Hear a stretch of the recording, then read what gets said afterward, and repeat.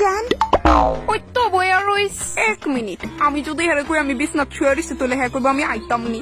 তারপর রোমান্টিক কথাবার্তা শুরু। হ্যালো। ওই তো এতক্ষণ বইয়া রইছিলাম বিছনাত, এখন শুয়ে রইছি। ও ঘুমাইছে বাগা, তাহলে ঠিক আছে রাখা দে। না না, ঘুমাইতাম না এখন ব্যাং।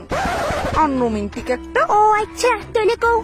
দেখি তো অসুস্থ হওয়ার নাটক করে হেঁটতে সিম্পাতি নেওয়া জানি।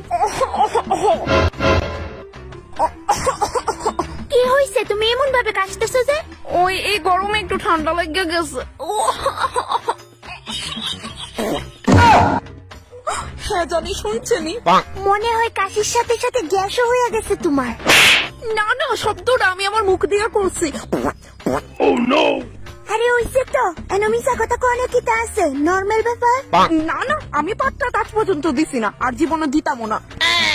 গ্যাসের বড়ি খায়া লেট্রিনে যাও, রেখা দেই। লজ্জা লাগতেছে আমার, বেশি সিম্পাতি পাইতে গিয়া লজ্জা পাই লেছি। আমার লোকে সবসময় এরকম হয়।